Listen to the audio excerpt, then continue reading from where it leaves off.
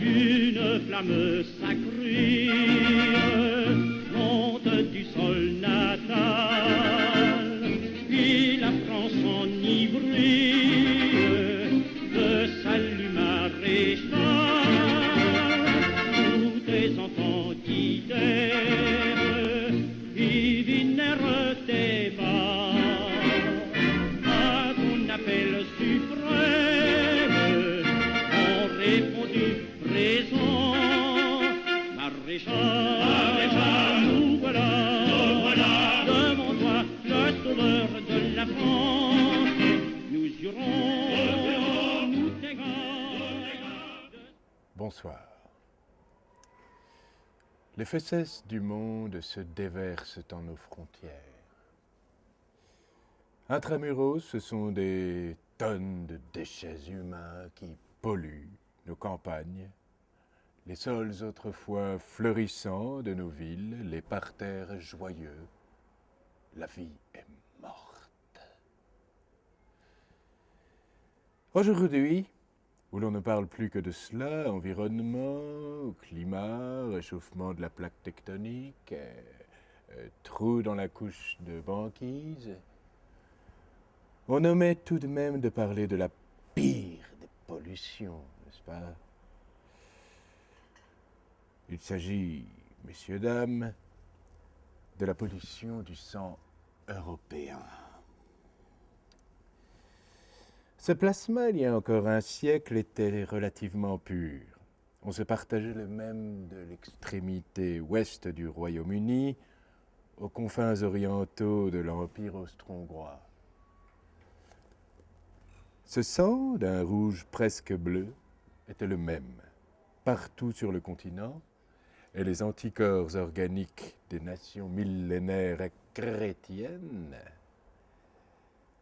savaient défendre leurs organes des invasions marronnes, n'est-ce pas? Les bactéries étaient impitoyablement brûlées.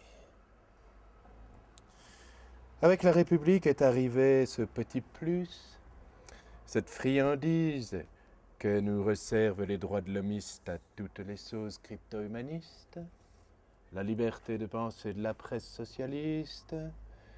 Et voici la structure familiale longuement éprouvée, la sacro-sainte obéissance au Père et avec lui à Dieu, qui vole en 1000 morceaux dans une formidable et cataclysmique explosion de bons mots. N'est-ce pas? Je ne suis pas royaliste, croyez-le ou non, mais pour un républicain de ma trempe, il faut bien admettre que lorsque cette porte de la liberté à tout prix fut entrebâillée, c'était la boîte de Pandore que l'on ouvrait en vérité. À partir de là, tout s'est accéléré. Tout est parti à une vitesse exponentielle. Les ouvriers ont voulu être riches, les agriculteurs ont voulu faire de la politique en ville, n'est-ce pas? Ridicule, évidemment. Les Arabes ont voulu devenir Français, ça va de soi. Les avertis ont voulu accéder au droit du mariage. Et les femmes ont exigé un droit de vote dont elles ne savent aujourd'hui que faire. Il faut bien l'admettre. Et je souhaite ici ouvrir la focale sur ce problème bien précis des femmes. On a vu durant la Seconde Guerre que si la France a survécu, ce n'était pas tant grâce à son armée.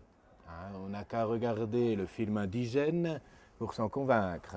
Ce n'était pas avec une armée de métèques indisciplinés que nous allions vaincre la sublime armée de fer de nos compagnons les Allemands. Non, nous sommes restés ce pays fier parce que nos femmes, ce béton armé de la nation, qui donne la vie aux hommes et les nourrit de son lait chaud et riche, nos femmes ont tenu bon.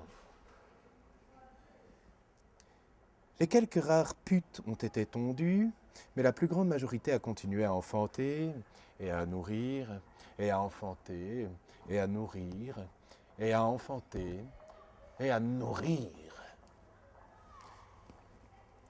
Inculquant aux mioches ce que sont la décence, l'ordre, l'amour de la terre des anciens, l'histoire de ce pays phénix qui se relève éternellement de ses pires supplices. Mais alors, lorsqu'on a eu fini de se chamailler entre voisins et que les détails de l'histoire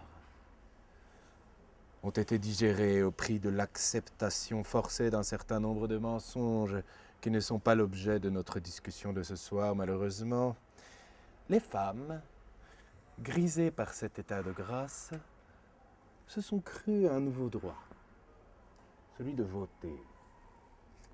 Celui de voter à l'égal de leur pater familias. Alors là, la nuit s'est abattue.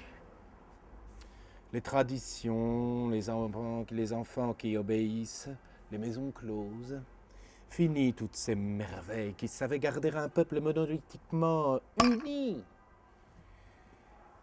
Elles ont commencé par porter des braies, c'est doux. Elles ont commencé à se maquiller. Non, pardon, j'ai commis une erreur. Elles ont cessé de se maquiller, bien entendu. Elles ont cessé de se maquiller, à l'instar des hommes. Elles ont commencé à coucher avec tout un chacun, hors les murs feutrés des maisons de galanterie. Et elles ont fini, à force de vices et d'expérimentation contre nature, par coucher avec la racaille moricaude. Voilà ce que c'est mai 68.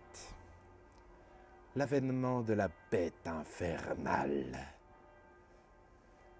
Les femmes françaises couchant avec les singes et les communistes mettent bas dans des convulsions hystériques caractéristiques des connasses féministes de ce monstre impossible, cette chimère révoltante qu'est le mulâtre.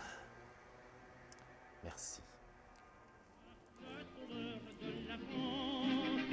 Nous jurons, nous t'égons, de servir et de suivre tes pas. La révolte nous voilà, et nous a redonné l'espérance. La patrie renaîtra, maréchal, nous voilà. Quant à toi nous répète, afin de nous